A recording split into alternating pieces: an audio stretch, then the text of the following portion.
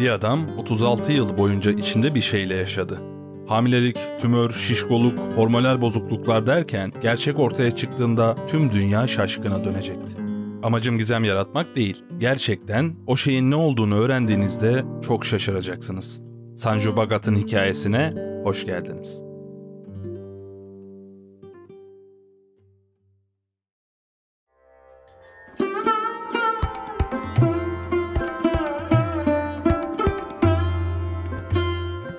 Bu olay çok eski tarihlerde yaşanmadı. 1963 yılında Sanju Bhagat isimli adam, bizim kanalda incelediğimiz çoğu kişinin kaderi midir bilmem, fakirliğin kol gezdiği bir ortamda dünyaya gözlerini açtı. Hindistan zaten zor zamanlardayken, ülkesinin Nagpur kentinde doğan bu adam ve ailesi gerçekten karnını zor doyuracak durumdaydı. Ailesi ve fertleri fakirliklerin üstesinden bir türlü gelemese de çalışmak zorundaydı. Sanju da çoğu aile ferdinin ve komşularının yaptığı gibi bir çiftlikte işe girerek çalışmaya başladı. Dedim ya, nihai amaç karın tokluğunun ötesine geçemiyordu. Sanju ne kadar çok çalışırsa çalışsın, ailesinin ve kendinin en büyük sorunu her zaman geçim derdi olmuştu. Çocukluğunda başlayan çalışma hayatı normal geçiyordu. Sağlığı yerinde, karnı tokla aç arasındaydı. Bu hayat mücadelesi 20'li yaşlarına kadar çok değişiklik göstermeden devam etti. Sıkıcı ve zor bir yaşamdan ötesi yoktu. Sanju sabah kalkıyor, işine gidiyor, adeta köle gibi çalışıyor, kazandığı parayla alabildiği kadar gıda alıyor ve açlıktan ölmemek adına bu monotonluğu tekrar ettirmeye çalışıyordu. Sanju 20'li yaşlarının sonlarına gelirken hayatın zorlukları yetmemiş, yaşamı yeteri kadar çetrefilli değilmiş gibi bir de ilginç bir sorun meydana gelmeye başladı. Sanju'nun karnı ilginç bir şekilde büyümeye başlamıştı. Bu garipti. Çünkü Sanju o kadar çok çalışıyordu ki karnının böyle şişmesinin imkanı yoktu. Bırakın kilo almayı, doğru düzgün beslenemiyorken bile göbeği bu şekilde şişince başlarda şaşırsa da sonraları çok umursamamaya başladı. Çünkü hayatı bu tarz ufak detaylara takılabileceği kadar refah değildi. O da haliyle yapması gerekeni yaptı. Bu durumu umursamadı ve çalışmaya devam etti. Dediğim gibi, uyan, işe git, işten gel, yemek ye ve bunları tekrarla. Hayat bundan ibaretti.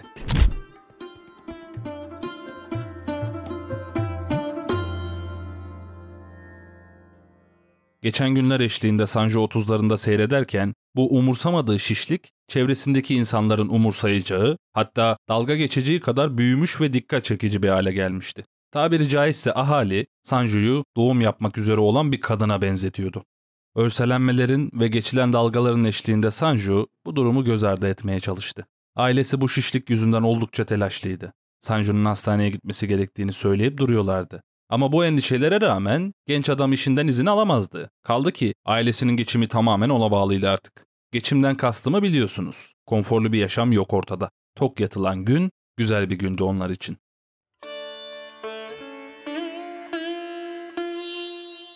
Sanju günler, aylar boyunca bu şişliğe, onun verdiği rahatsızlıklara, ailesinin baskısına, çevresinin dalga geçmelerine dayanmaya çalıştı. Ama bu dayanmaların sonunda karnındaki şişlik diyaframına baskı yapıp nefesinin kesilmesine neden olmaya başlayınca daha fazla dayanamadı. Bir yerde bayılıp kalmasının ardından çevresi tarafından Mumbai'deki bir hastaneye kaldırıldı. Tetkiklere başlanırken incelemelerden sonra anlaşılacaktı ki Sanju'nun rahatsızlığı kimsenin hayal dahi edemeyeceği şok edici bir gerçek olarak karşılarına çıkacaktı.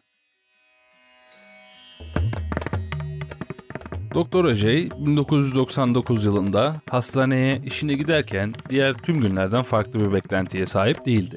Uyandı, arabasına bindi ve hastanenin otoparkına yanaşıp arabasından indi. Odasına çıktı, önlüğünü giydi ve mesaiye başladı. Birkaç hastayla görüştü, acil bir hastanın ilk müdahalesini yaptı. O sabah geçmiş diğer günler kadar standarttı yani. Ta ki Sanju hastaneye gelene kadar. Bu adamın patlayacak gibi görünen göbeğini ilk görüşünde doğal olarak kafasından geçen ilk şey bir tümördü. Karşısındaki basbayağı erkekti. Bir hamilelik söz konusu olamazdı. Sanju hemen ameliyata alındı ve cerrahi müdahaleye başlandı. Fakat Doktor Mehta bu adamın içini açtığı anda anormal bir şekilde bir sıvı adamın midesinden boşalmaya başladı. Kan değildi. Ufak bir temizliğin ardından doktorun adamın karnında gördüğü şeyi anlaması biraz zaman aldı. Bu bir tümör değildi. Bir insandı. Ameliyata giren doktorların söylemlerine göre Doktor Mehta elini adamın içine daldırdı ve adamın içinde bir sürü kemik olduğunu söyledi. Önce bir uzvu, sonra başka bir uzvu dışarı çıkarttı. Anlaşılması çok zor olan fakat sonradan ne olduğu anlaşılan bir cinsel organ, biraz saç, çene, el gibi uzuvlar adamın karnından dışarı çıkartıldı. 36 yıldır hayatta olan Sanju'nun karnından çıkan şey yine 36 yıldır karnında yaşayan ikiz kardeşiydi.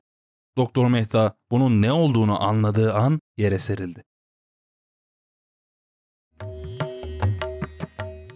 Doktorlar bunun nasıl olabileceğini anlamaya çalıştı. Başlangıçta bunun kaybolan ikiz sendromu olarak bilinen bir fenomen türevi olabileceğini düşündüler.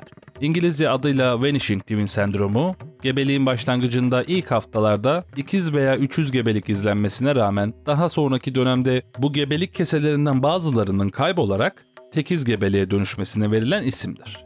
Yani içerideki üçüzden yalnızca bir tanesinin kalması durumu.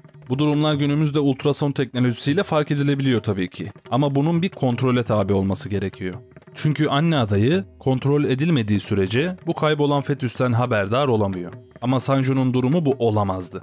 Çünkü rahatsızlığı anlattığım gibi bu fenomenin bir türevi olsa ve kaybolmasaydı bile o ikiz anne karnında olmalı ve ölü olarak dünyaya gelmeliydi. Sanju'ya olanlar dünyada çok daha nadir rastlanan bir hastalığı işaret ediyordu. Fetüs içinde fetüs durumu ilk kez 1808 yılında kayıtlara geçmiş bir durumdur.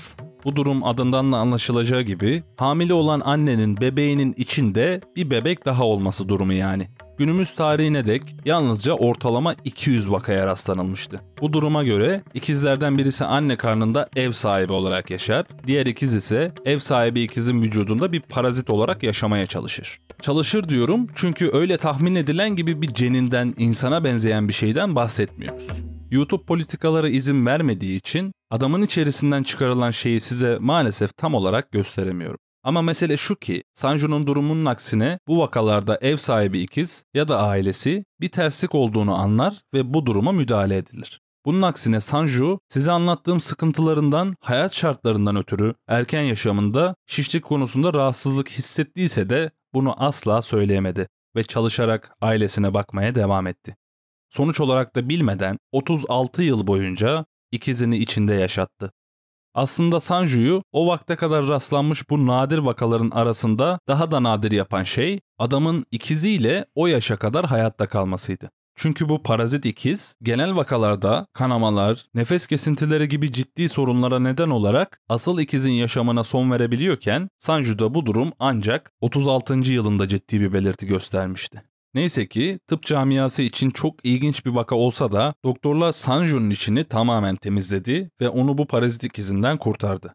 Dediğim gibi aklınıza tam olarak insan formunda bir varlık gelmesin. Çıkartılan bu parazit ikiz bir bebek boyutunda olan fakat bazı uzuvları gelişmiş, bazıları gelişememiş, bir uzvu olan, bir uzvu olmayan, insan denilecek kadar gelişim gösterememiş, yaşayan et ve kemik parçalarından ibaret olan bir şeydi aslında. O sebepten bu durumda o varlığa üzülmemizi gerektiren bir şey yok. Aksine Sanju'nun mucizevi kurtuluşu hayli mutluluk verici bir durum olmuş oluyor. Tüm bu yaşananlar ve tedavilerden sonra Sanju bakmak zorunda olduğu endişeli ailesinin yanına geri dönerek köyünde çalışmaya devam etti. Tıp literatürüne adını kazıyan ve dünyaca ünlü hale gelen bu genç adamın yaşananlardan sonra hala tek derdi ailesinin ve kendisinin karnını doyurabilmekti.